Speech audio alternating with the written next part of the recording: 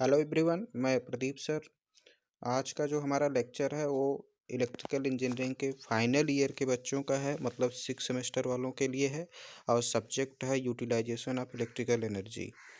तो आपका बहुत बहुत स्वागत है केएल पॉलिटेक्निक मल्लनी भरौरा जौनपुर के इस चैनल पर। और आज हम लोग सब्जेक्ट देखेंगे यूटिलाइजेशन ऑफ इलेक्ट्रिकल एनर्जी। ये 6 सेमेस्टर फाइनल ईयर के बच्चों का इलेक्ट्रिकल इंजीनियरिंग का सब्जेक्ट है, जिसका आज हम लोग फर्स्ट चैप्टर और में कुछ टॉपिक्स और जो है सिलेबस के बारे में डिस्कशन करेंगे। तो आइए हम लोग शुरू करते हैं। जैसा कि यूटिलाइजेशन ऑफ इलेक्ट्रिकल एनर्जी का जो सिलेबस है एक बार हम लोग देख लेते हैं। इसमें जो फर्स्ट चैप्टर है वो है इल्यूमिनेशन। इल्यूमिनेशन मीन्स होता है प्रदीपन। मतलब इसमें जो है इस चैप्टर में हमें प्रकाश के बारे में पढ़ना है ना। इल्यूमिनेशन अर्थात प्रदीपन अर्थात प्रकाश के बारे में हमको इसमें क्या करना है, पढ़ना है।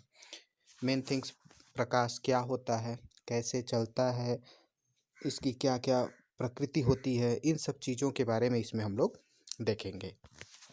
तो जैसा कि पहला टॉपिक है नेचर ऑफ लाइट्स है ना। कैसा प्रकृति होती है लाइट्स की, उसको देखेंगे। विजिबिलिटी क्या होती है, स्पेक्ट्रम कर्व क्या होता है ना। Relative sensitive of human eyes पे इसका क्या प्रभाव पड़ता है। वेव लेंथ लाइट्स, ये सारी चीज़ें हम लोग देखेंगे। डिफिनीशन ऑफ ल्यूमिनस फ्लक्स, छोटे छोटे जो डिफिनीशंस होंगे इसके, है ना, वो सारी चीज़ें हम लोग इसमें देखेंगे। क्या होता है सॉलिड एंगल, मतलब ठोस कोण, intensity, luminous efficiency, space to height ratio, reflection factor, flux, shadow. तो लक्स और शैडो, इन सभी चीज़ों को हम लोग एक एक करके सीरियल बाय सीरियल हम लोग देखेंगे। इसका डिफिनीशन और क्या होता है इसका फार्मूला, वो चीज़ हम लोग एक तरफ से जो है लिखते हुए पढ़ते हुए चलेंगे। और सबसे बड़ी बात हम ये आपसे कहना चाहते हैं, इसका नोट्स ज़रूर आप लोग बनाते चलिएगा। जैसे जैसे जितने लेक्चर्स आपको मिलते जा रहे हैं उसको जो है अपने कॉपी में नोट डाउन ज़रूर करिए, है ना। सीरियल बाय सीरियल अच्छे से नोट्स बनाइए। जितना अच्छा नोट्स बना होता है उतना ही अच्छा एग्ज़ाम टाइम में हम लोग जो है रिवाइज करके अच्छे से जाके अपना एग्ज़ाम देते हैं। तो हमारा आपसे यही निवेदन है, आप लोग नोट्स ज़रूर बनाइएगा। सभी लोग नोट्स बनाएंगे और जो है रिवीजन साथ ही साथ में करते रहेंगे। इसी क्रम में आगे हम लोग जैसे बढ़ते हैं तो डिफिनीशन, टाइप्स, लैंप के बारे में भी है ना। इलेक्ट्रिकल इंजीनियरिंग के बच्चे हैं तो हम लोग इलेक्ट्रिक जो लैंप होती हैं उनके बारे में, कौन कौन से लैंप हैं, है ना। जैसे इनकैंडेसेंट लैंप है ना। और ये सारी चीज़ें हैं। मरकरी लैंप, फिलामेंट लैंप, ये सब जो लैंप है, CFL है, एलईडी है, ये सब कैसे काम करती हैं, कैसे प्रकाश फैलाती हैं, इन सभी के बारे में हमको इस सब्जेक्ट में पढ़ना है। ठीक है। साथ ही साथ में कैलकुलेशन करना है ना। जो बहुत बड़े तो सवाल इसमें नहीं है, इस सब्जेक्ट में छोटे मोटे जो भी सवाल आते हैं एग्जाम में, आपके 2 सवाल ज़रूर आते हैं इस चैप्टर से, है ना। इस चैप्टर में ही सवाल ज़्यादा हैं और सभी में कम हैं। और आपके एग्ज़ाम में 2 सवाल कुल मिला के रहेंगे ज़रूर। ठीक है। तो वो सारी चीज़ें हम लोग देखेंगे। इसी क्रम में सिलेबस में और आगे हम लोग दूसरे वाले चैप्टर में पहुंचते हैं।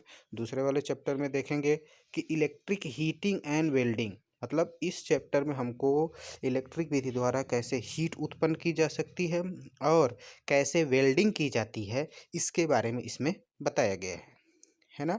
तो हम लोग देखेंगे उसमें एडवांटेज ऑफ इलेक्ट्रिक हीटिंग के क्या एडवांटेज हैं, क्या लाभ है, क्या हानि है ना। जैसा कि आपको पता ही होगा, लाभ तो बहुत सारे हैं। सबसे बड़ा लाभ इसमें यह है कि प्रदूषण कंट्रोल होता है, प्रदूषण नहीं होता। ठीक है। तो ये चीज़ें हैं। और हीटिंग किन किन विधियों द्वारा किया जाता है, हीटिंग मेथड्स के बारे में हमको जानना है। रजिस्टेंस हीटिंग होता है, direct and indirect resistance heating होता है ना। ओवेंस होता है। भट्टियों के बारे में हम लोग, डोमेस्टिक हीटर जो हम लोग घरों में यूज करते हैं उसके बारे में है ना। इन सभी के बारे में हम लोग इसमें पढ़ेंगे। ठीक है। इसी क्रम में इंडक्शन हीटिंग है ना। प्रिंसिपल मतलब किस प्रकार से ये काम करता है। इलेक्ट्रिक आर्क हीटिंग है, आर्क विद्युत द्वारा कैसे हम लोग हीट प्रोवाइड करते हैं। तो ये सारी चीज़ डाइलेक्ट्रिक हीटिंग है। तो ये सारी चीज़ें हम लोग एक एक करके, जैसे माइक्रोवेव हीटिंग है, इन सभी के बारे में हम लोग जानेंगे होता क्या है। साथ ही साथ में आप देखेंगे सोलर हीटिंग है, मतलब सूर्य के प्रकाश के द्वारा भी जो हीटिंग होता है, या फिर हम कह सकते हैं, है ना, जो भी इलेक्ट्रिक द्वारा हीटिंग होती है, इन सभी के बारे में इस चैप्टर में हमको सेकेंड वाले में पढ़ना है। कैसे ये काम करते हैं और कैसे ये वर्क करते हैं, हम लोग एक एक करके सीरियल बाय सीरियल पढ़ेंगे, और आप नोट डाउन अपने नोट्स में ज़रूर करिएगा। ठीक, तो इसी क्रम में आगे हम लोग बढ़ते हैं। तो इसमें भी थोड़ा छोटा मोटा कैलकुलेशन है ना। Calculation of resistance heating element है। ठीक है, ये सारी चीज़ें हम लोग पढ़ेंगे। इसके बाद आ जाता है इलेक्ट्रिक वेल्डिंग, है ना। किस प्रकार से वेल्डिंग किया जाता है, वेल्डिंग के क्या एडवांटेज हैं, है ना, और वेल्डिंग मेथड क्या होती है, ये सबको हम लोग एक एक करके पढ़ेंगे। Principle of resistance welding, types spot welding, projection welding, seam welding, butt welding, ये सारी वेल्डिंग्स के बारे में हम एक एक करके हम लोग पढ़ेंगे और देखेंगे कैसे होता है, क्या होता है, और समझेंगे। ठीक है, इसी क्रम में पावर सप्लाई की जो रिक्वायरमेंट होती है, एडवांटेज ऑफ यूजिंग, है ना, ये सारी चीज़ें हम लोग देखेंगे। और क्या होता है एसी हीटिंग और डीसी हीटिंग में अंदर, वेल्डिंग में क्या अंतर होता है। ठीक है, ये सारी चीज़ें हम लोग देखेंगे। इसी क्रम में अगर हम लोग तीसरे चैप्टर में आते हैं, तीसरे अध्याय में आते हैं इसके, तो हम देख पा रहे हैं इलेक्ट्रोलाइसिस प्रोसेस है। इलेक्ट्रोलाइसिस प्रोसेस मतलब इसमें आप देखेंगे कि सब बैटरी से संबंधित चीज़ें हैं, है ना। बैटरी से संबंधित चीज़ें हैं, तो उसको हम लोग देखेंगे। नीड ऑफ इलेक्ट्रो डिपोजिशन, है ना, पेंट ऑन जो इलेक्ट्रिक विधि द्वारा की जाती है, वो इस चैप्टर में हम लोग पढ़ेंगे। इक्विपमेंट एंड, है ना, एसेसरीज ऑफ इलेक्ट्रोप्लेटिंग, तो ये सारी चीज़ें हम लोग इसमें एक एक करके सीरियल बाय सीरियल देखेंगे। Factors of affecting electro deposition, ठीक है। प्रिंसिपल ऑफ गैल्वेनाइजेशन, एप्लीकेशन क्या है ना, ये सारी चीज़ें हम लोग देखें।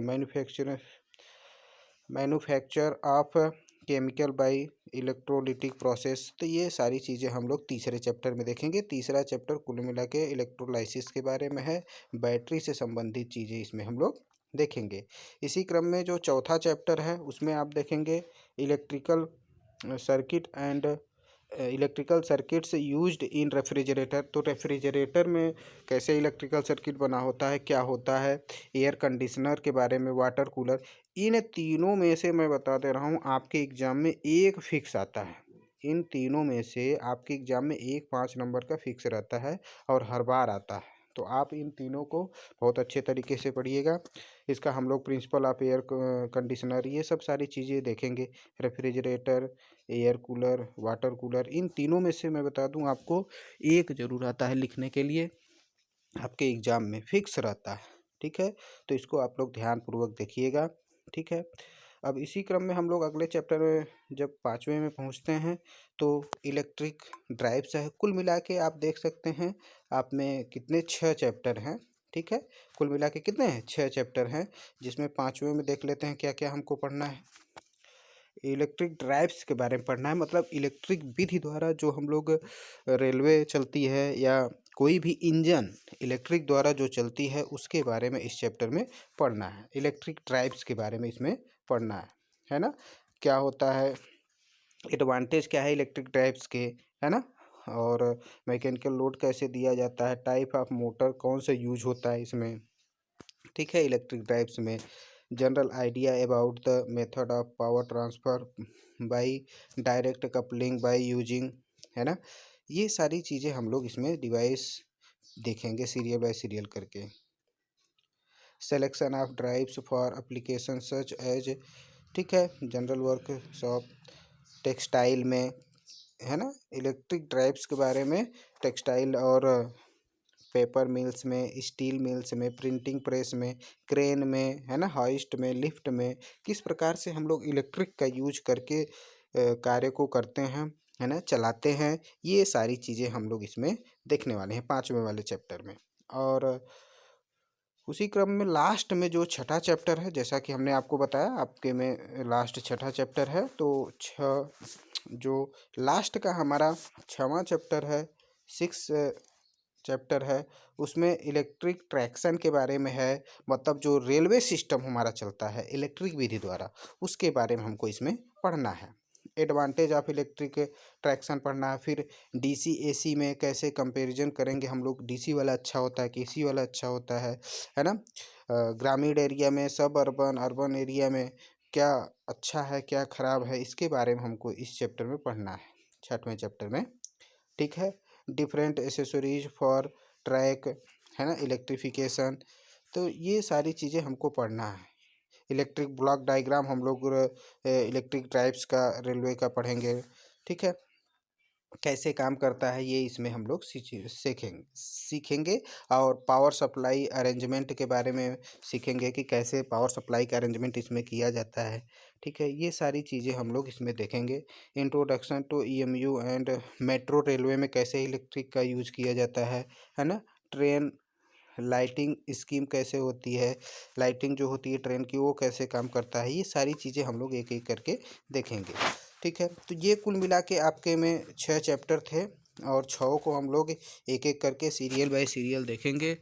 और इसी क्रम में जो आगे हमारा फर्स्ट चैप्टर, जैसा कि हमने आपको सिलेबस में बताया, चैप्टर फर्स्ट हमारा इल्यूमिनेशन है ना, अर्थात प्रदीपन है जो है चैप्टर फर्स्ट। ठीक है, तो प्रदीपन है और इल्यूमिनेशन के बारे में हमको पढ़ना है फर्स्ट चैप्टर पे। मतलब प्रकाश के बारे में कुल मिला के हमको पढ़ना है। जो सूर्य का प्रकाश होता है उसके बारे में मेनली इसमें बताया गया है, और इलेक्ट्रिक के भी प्रकाश के बारे में ही बताया गया है। तो कुल मिला के इस चैप्टर में हमको किसको पढ़ना, प्रकाश, है ना। कुल मिला के जो प्रदीपन हमको पढ़ना है, वो जो है हमको प्रकाश के बारे में इसमें पढ़ना है। तो प्रदीपन होता क्या है आप देख लीजिए, है ना। जैसा कि आप अपने मोबाइल स्क्रीन पे देख सकते हैं, जब किसी सतह पर प्रकाश पड़ता है तो वह प्रदीप्त हो जाता है ना, उज्ज्वलित हो जाता है। तो उसका डिफिनीशन क्या होता है प्रकाश का, देखो, प्रति वर्ग इकाई में प्राप्त होने वाले ल्यूमिनस फ्लक्स को प्रदीपन कहते हैं। प्रदीपन किसे कहते हैं, तो प्रदीपन को ई से प्रदर्शित करते हैं, ई बराबर एफ बाई ए होता है।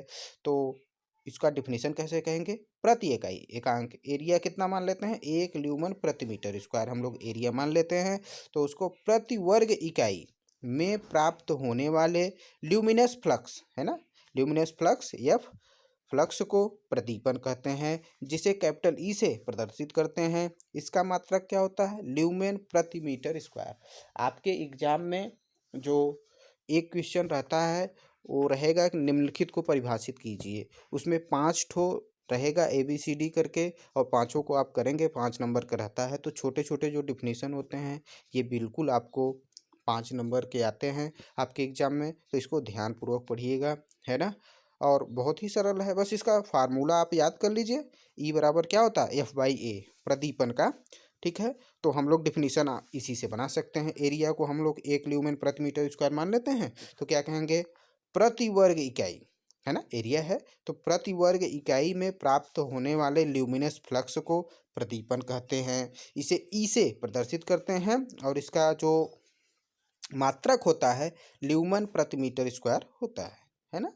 तो ये चीज़ होती है, इसको आप आराम से पढ़ लीजिएगा और नोट कर लीजिएगा।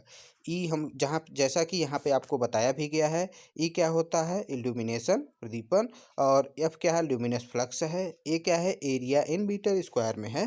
ठीक है, तो ये आप लिख लीजिएगा।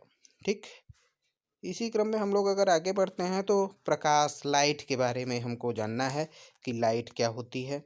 ठीक है, तो प्रकाश, जैसा कि आप सभी लोग जानते ही हैं, प्रकाश एक प्रकार की ऊर्जा है जिसकी सहायता से हम लोग क्या करते हैं, किसी भी चीज़ को देखते हैं, है ना। लाइट या प्रकाश क्या होती है, तो सभी लोग आप लोग सुने हुए होंगे।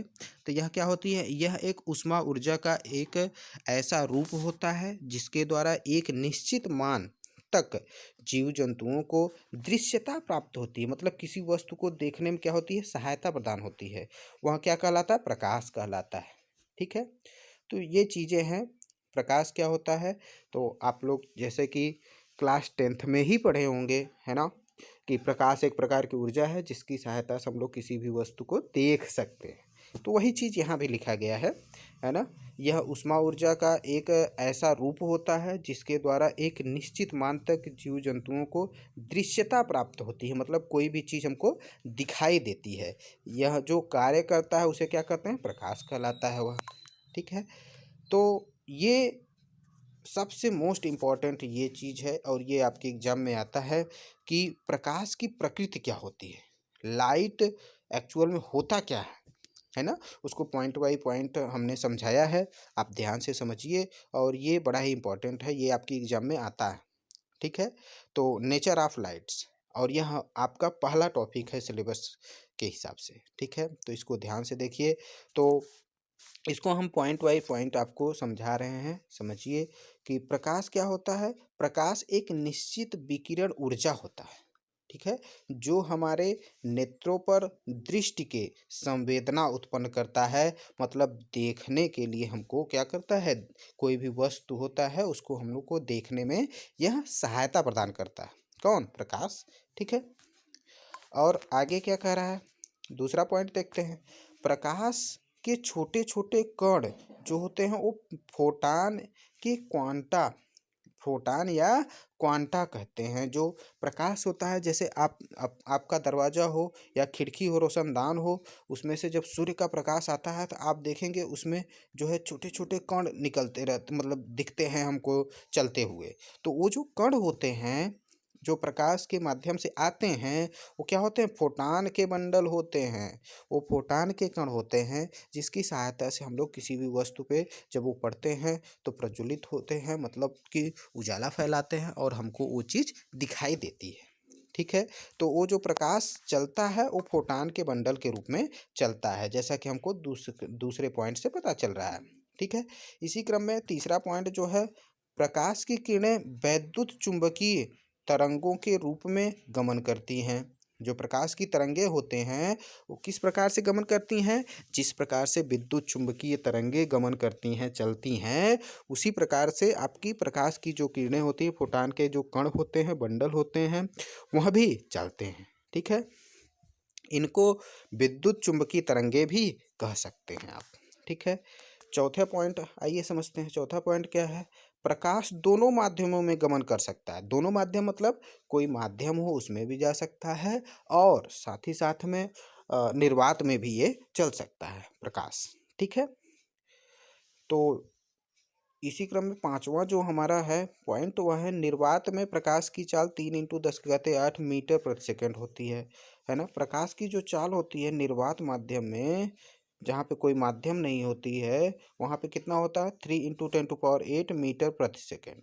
ये तो सबको याद होना चाहिए और याद भी होगा। तो जो प्रकाश का निर्वात में चाल होता है वो क्या होता है, 3 × 10⁸ मीटर प्रति सेकंड। ठीक है, और प्रकाश का जो वेग निकालने का फार्मूला होता है वह होता है v=n लेमडा। ठीक है, जहाँ पे यहाँ आप नीचे देख पा रहे होंगे कि v क्या है, प्रकाश तरंग का चलने का वेग है मीटर प्रति सेकंड में, और n क्या है, प्रकाश तरंग की क्या है, आवृत्ति है, किसमें, हर्ट्ज में, और लेमडा क्या है, प्रकाश की जो लंबाई होती है, कितने दूर से वो आ रही है, उसको मीटर में प्रदर्शित किया गया है। ठीक है, तो और प्रकाश की प्रकृति क्या होती है, छठवां पॉइंट हम लोग देख लेते हैं। प्रकाश में 7 रंग होते हैं। प्रकाश में क्या होते हैं, 7 रंग होते हैं। तो जैसा कि आप याद किए होंगे, हिंदी में बैनी आह पिनाला और इंग्लिश में विबग्योर। ठीक है, तो वही सीरियल वाइज सीरियल है जो प्रकाश में 7 रंग होते हैं। इसको हम लोग प्रिज्म पे जब डालते हैं तो वो सातों रंग अलग अलग हमको दिखाई देने लगते हैं।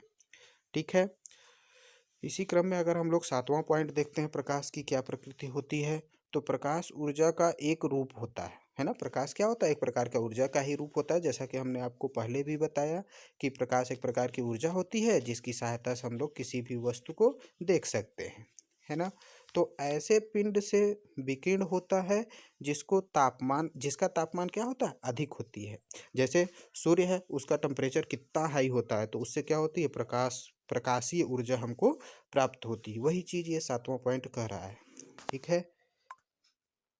इसी क्रम में अगर हम लोग 8वां पॉइंट देखते हैं, प्रकाश क्या होती है, इसकी क्या प्रकृति है, तो देखिए यहाँ पर लिखा गया है, जो प्रकाश का मेन सोर्स होता है वो क्या होता है, सूर्य है। प्रकाश का जो मेन स्रोत है वो क्या है, सूर्य है, जो ऊर्जा को ऊष्मा तथा प्रकाश के रूप में हाई रेट पर क्या करता है, बाहर निकालता है। ठीक है। तो यह जो प्रकाश का मेन सोर्स है वो क्या है, सूर्य है। ठीक है।